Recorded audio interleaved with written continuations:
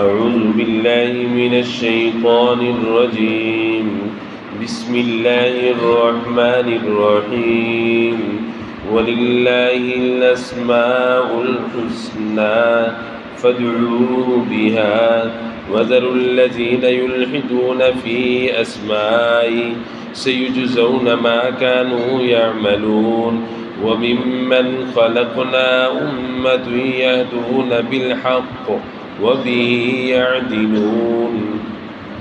اور اچھے اچھے نام اللہ ہی کے لیے ہیں، سو ان ناموں سے اللہ کو پکارو اور ایسے لوگوں سے تعلق بھی نہ رکھو جو اس کے ناموں میں کجروی کرتے ہیں، ان لوگوں کے کیے ضرور سزا ملے گی۔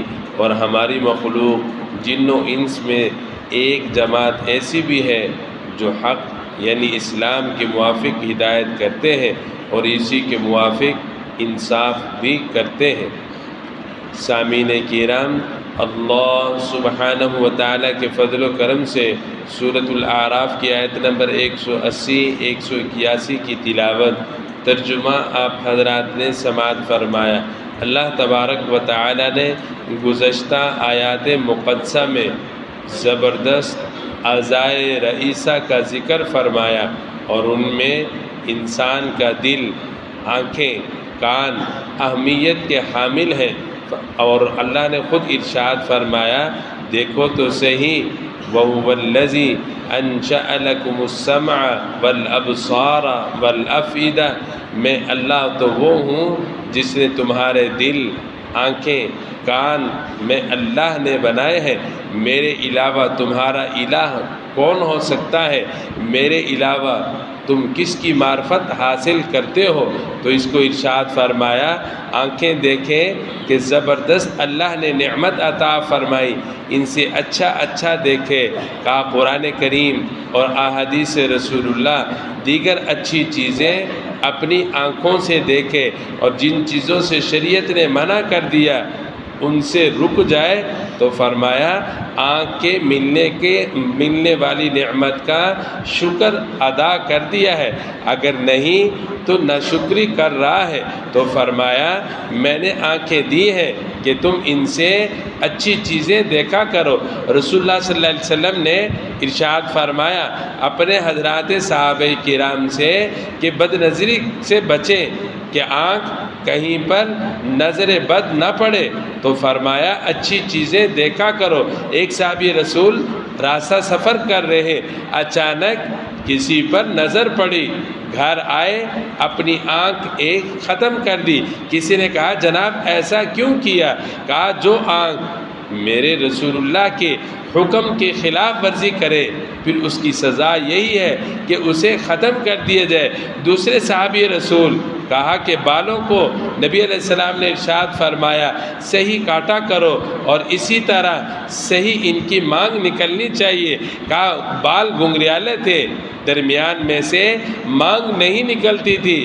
آئے گھر لوہا گرم کر کے رکھا، جس کے نتیجے میں درمیان کے بال جل گئے۔ تو کسی نے پوچھا جناب ایسا کیوں کیا؟ کہا میرے نبی نے فرمایا تھا کہ درمیان میں مانگ ہونی چاہیے، تو اس لیے یہ میں اپنے نبی کی سنت کو زندہ کر رہا تھا۔ تو کہا یہ تو ان کے لیے عظیمت ہے، آج کل ایسا نہیں ہے، آج کل تو بڑی بڑی جدید مشینیں آئی ہوئی ہیں، ان کے ساتھ ٹھیک ہو سکتے ہیں۔ وَلَهُمْ أَعْيُنُ اللَّهِ يُبْصِرُونَ بِهَا، کہ ہم نے آنکھیں دی ہیں ان سے اچھا دیکھیں، غلط مت دیکھیں۔ حضرات صحابہ کرام کا گروہ جا رہا ہے جہاد کے لیے، درمیان میں پتہ چلا غیروں کو کہ یہاں سے حضرات صحابہ کرام گزریں گے، برہنہ لڑکیاں چھت کے اوپر کھڑی کر دیں بڑی اچھی، اور ایسے ہی ناچ گانا شروع ہوا۔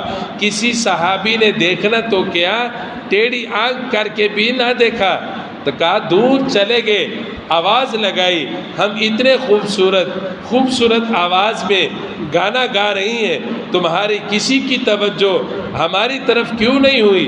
کہا ہمارا کچھ ہے ہی نہیں۔ کہا کس کا ہے؟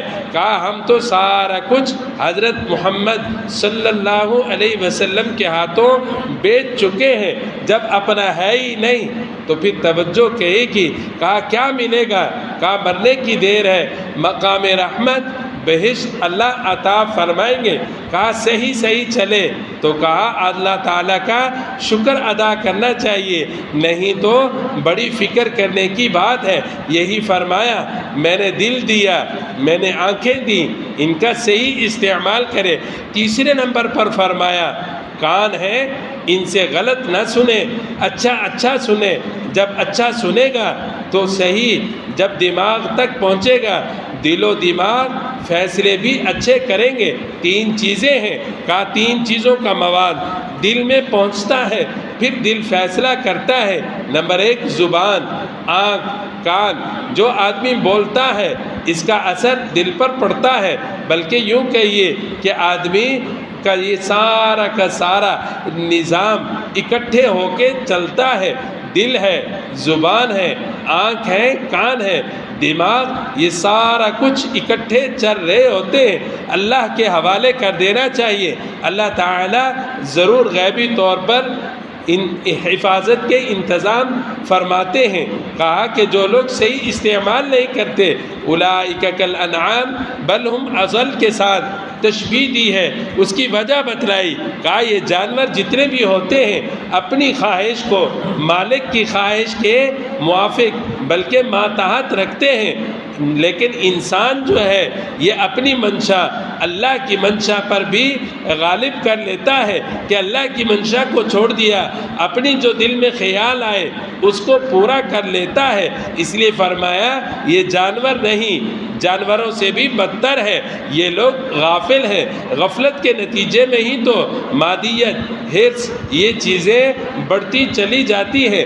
جیسے ہی یہ غفلت کے اندھیرے چھٹتے ہیں پھر صحیح طرح چلنے لگتا ہے۔ ان آیات مقدسہ میں بیان فرمایا وَلِلَّهِ الْأَسْمَاءُ الْحُسْنَى، اللہ کے لیے اچھے نام ہیں، فَادْعُوهُ بِهَا، اللہ کو ان ناموں سے پکارو۔ آتا ہے اللہ تعالیٰ کے ڈھیر سارے نام ہیں، ان للہ 99، کہا 99 نام اللہ نے ذکر فرمائے۔ نماز حنفی کے شروع میں بھی ذکر کیے، اور اسی طرح قرآن کریم کے شروع میں بھی لکھے ہوئے ہیں من حفظها داخل الجنہ، کہا جس نے یہ یاد کر لیے اللہ تعالیٰ اسے جنت میں داخل کرے گا۔ کہا کما ینبغی، یہ ہے کہ الفاظ جہاں رٹے وہاں ان کے مفاہیم پر مطالب پر بھی یقین رکھے، عمل کرنے کی کوشش بھی کرے، تو فرمایا اللہ تعالیٰ اسے جنت میں داخل کریں گے۔ اذا سألک عبادی عنی فإنی قریب، حضرات نے سوال کیا ہمارے اللہ کتنے دور ہیں؟ اگر نزدیک ہے آہستہ پکاریں، دور ہے زور سے پکاریں۔ اللہ نے یہ آیت نازل فرمائی کہ اللہ تو تمہارے شاہ رگ سے بھی زیادہ قریب ہے، اس لیے فرمایا جب بھی اللہ کو پکارو آداب کے ساتھ پکارو، شور مت مچاؤ۔ کہا کہ شور مچاؤ گے کہیں بے ادبی کے زمرے میں نہ آ جائے، کہا کہ کہیں لینے کے دینے ہی نہ پڑے۔ مدینۃ الرسول روزہ اطہر پر آیت لکھی ہوئی ہے یا ایھا الذین آمنوا لا ترفعوا اصواتکم فوق صوت النبی ولا تجہروا له بالقول کجہر بعضکم لبعض ان تحبط اعمالکم وانتم لا تشعرون۔ کہا آداب کو بڑا ہی دخل ہے۔ بہرحال فرمایا میں اللہ تو تمہارے بہت ہی نزدیک ہوں، اور یہ تو ہے نزدیکی کے اعتبار سے، مجمع کے اعتبار سے دیکھ لیجئے۔ کہا اینا معکم، تم جہاں کہیں ہو میں اللہ تمہارے ساتھ ہوں۔ اکیلا بیٹھا ہے، دوسرے اللہ ہے، دو ہے، تیسرے اللہ ہے، مجمع میں ہے، اوپر اللہ نے ہاتھ چادر بچھا رکھی ہے، تو کہا یہ سارے کے سارے اللہ تعالیٰ دیکھ رہے ہیں کہ میرے بندے کیا کر رہے ہیں۔ خوش ہونا چاہیے کہ اللہ تعالیٰ نے کچھ وقت ہمیں اپنے کلام مقدس کے لیے بیٹھنے کی، سننے سنانے کی توفیق عطا فرما دی۔ یہ اپنی مرضی سے نہیں ہے، یہ اللہ تعالیٰ کی کی مرضی سے ہو رہا ہے کہ یہ اللہ کی مہربانی ہے کہ اللہ تعالیٰ یہ وقت ہمیں عطا فرما دیتا ہے. خوش بھی ہونا چاہیے اور ساتھ ساتھ قدر بھی کرتے رہنا چاہیے. قدر کرنے والوں کے بڑے ہی آداب ہیں کہ کہا کلام مقدس آ رہا ہے چند آیات مقدسہ کے بعد کہ کلام مقدس کے آداب کیا ہیں, تلاوت کرنے کا انداز کیا ہونا چاہیے, انشاءاللہ آ رہا ہے. وَذَرُوا الَّذِينَ يُلْحِدُونَ فِي أَسْمَائِهِ, فرمایا ان لوگوں کو چھوڑ دو جو الحاد کرتے ہیں اللہ کے ناموں کے ساتھ. کہا ان کے ساتھ تو بیٹھنا بھی نہیں چاہیے. کہا یلحدون, یہ ٹیڑھا پن کجروی اختیار کرتے ہیں. لحد کو بھی لحد اس لیے کہا جاتا ہے, یہ بھی ٹیڑھی ہوتی ہے کہ اندر کی طرف جا کر لحد بنائی جاتی ہے. بہرحال فرمایا جن کی فکر خراب ہو جائے انہیں ملحد کہتے ہیں. کہا ملحد جس کی سوچ ہی خراب ہو وہ ہمیشہ سوال پر سوال کرتا ہے. رسول اللہ سے ایک سوال یہ بھی ہوا, بلاتے تو ہو اللہ کی وحدانیت کی طرف کہ اللہ واجب الوجود ہے اور اسی طرح اللہ ایک ہے, اور ساتھ ساتھ تم کہتے ہو اللہ کے ڈھیر سارے نام ہیں, تو یہ کیسے؟ فرمایا اللہ کے نام تو ڈھیر سارے ہیں لیکن اس کے ساتھ سوال جواب مت کیجئے. کہا قل ادعوا اللہ او ادعوا الرحمن, اللہ تعالیٰ کو اسم ذات اللہ کے ساتھ بھی پکارا جا سکتا ہے, رحمان کے ساتھ بھی پکارا جا سکتا ہے. صفاتی نام ڈھیر سارے ذکر کیے جیسے رحیم, کریم, مجید, یہ سارے کے سارے اللہ کے صفاتی نام ہیں. اگر مخلوق میں سے کسی کے صفاتی ناموں میں نام رکھ لیا جائے پھر اس کے ساتھ عبد کا لفظ ذکر کیا جاتا ہے, وہ ضرور ذکر کیا جائے. جیسے کسی کا نام رکھا عبد المجید, اسے مجید نہیں کہنا بلکہ عبد کا لفظ ساتھ ذکر کرنا ہے. تو کہا یہ بڑا ہی سخت گناہ ہے کہ جن کے ناموں کے ساتھ اللہ کے صفاتی نام آتے ہیں اور ساتھ عبد کا لفظ نہ ذکر کیا جائے. جیسے عبد الرحمن, عبد السمیع, یہ سارے کے سارے السمیع, الرحمن, یہ اللہ کے صفاتی نام ہیں. جب بندوں میں سے کسی کا نام رکھا تو پھر ساتھ عبد کا لفظ ضرور ذکر کیجئے, یہ بھی الہاد کے زمرہ میں آتا ہے. علم عقائد والے کہتے ہیں کہ اللہ تعالیٰ کے ناموں میں ان ایسی چیزوں کا بڑا ہی دھیان رکھنا چاہیے جو دھیان چھوڑ دیتے ہیں. بڑی فکر کرنے کی ضرورت ہے. سیجزون ما کانوا یعملون, اللہ فرماتے ہیں میں ان کو ضرور سزائیں دوں گا جو یہ کام کرتے ہیں. اللہ حفاظت فرمائے. جیسے عیسائیوں نے, یہودیوں نے, دیگر نے کہا اللہ تعالیٰ کی ذات کے بارے میں, صفات کے بارے میں چھیڑ چھاڑ کرنے کی کوشش کی, ایمان سے ہاتھ دھو بیٹھے تو فرمایا اللہ کے ناموں کے ساتھ چھیڑ چھاڑ نہیں کرنی چاہیے. جیسے ذکر کر دیا ویسے ہی مان لینا چاہیے. اللہ تبارک و تعالی ہم سب کو آداب والی زندگی نصیب فرمائے, دین سیکھ کر صحیح سمجھ کر اس پر عمل کرنے کی توفیق نصیب فرمائے. وآخر دعوانا ان الحمد للہ رب العالمین. بسم اللہ الرحمن الرحیم. الحمد للہ رب العالمین الرحمن الرحیم مالک یوم الدین. اللهم صل على محمد النبي الأمي وعلى آله وسلم تسليما.